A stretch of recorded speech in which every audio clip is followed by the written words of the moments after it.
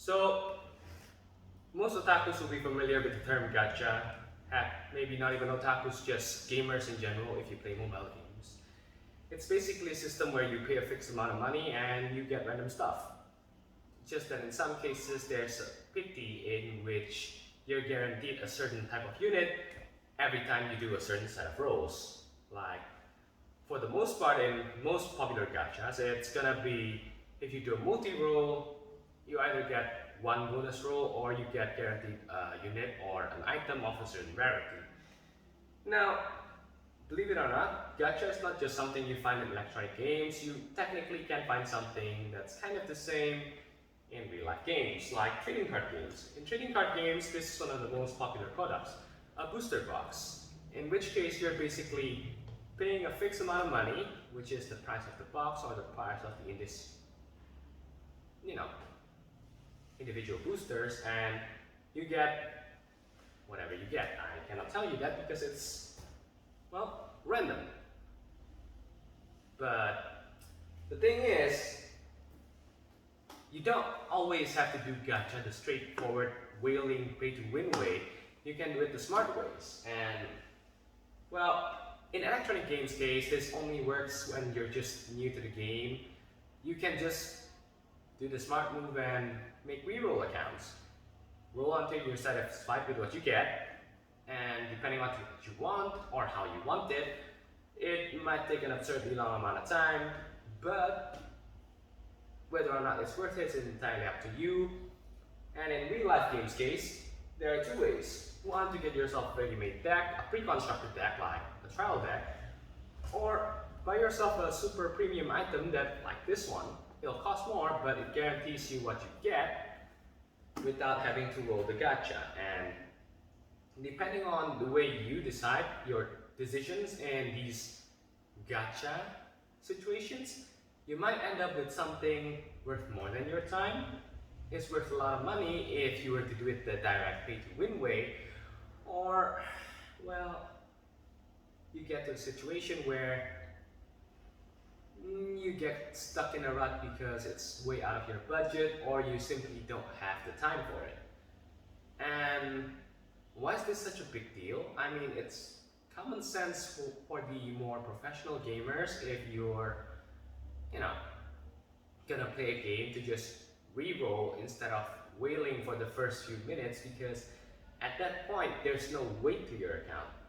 You can just restart it again and again and again and again, and you basically lost nothing. But if the account is old and you've put a lot of time into it, you might get some units you like.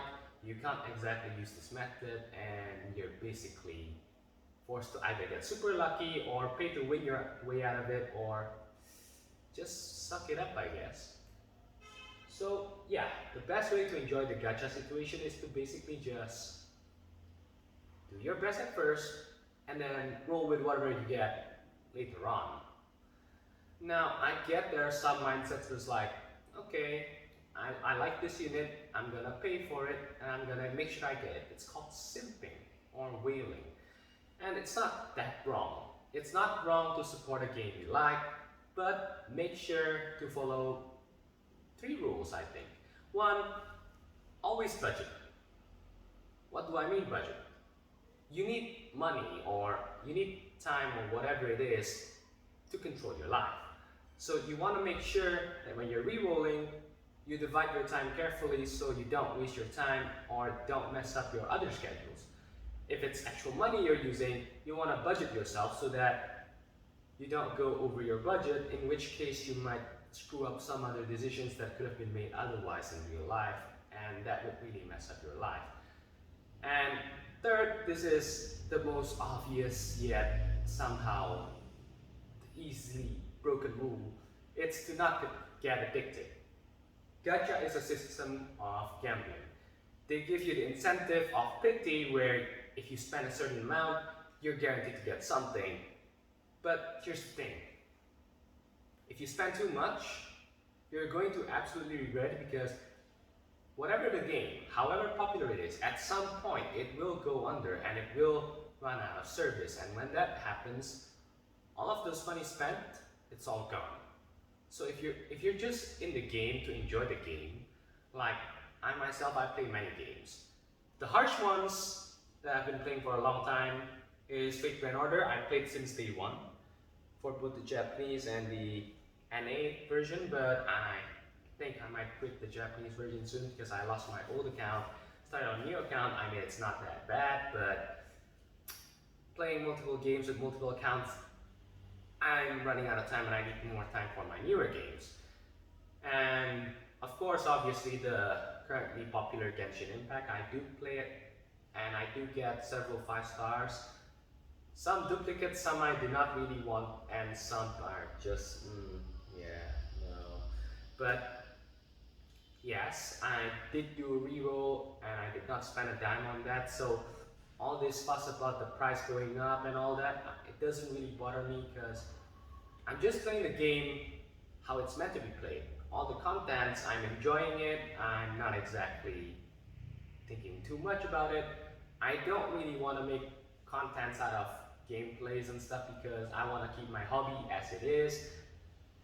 So yeah, basically the way you enjoy gacha game is don't stress it. Just enjoy it. If you cannot enjoy the game just by playing the game, then chances are you're not gonna be playing for that long, so you might as well keep your money and not spend it on the gacha. So yeah, that's the best way you can enjoy gacha games. Peace out.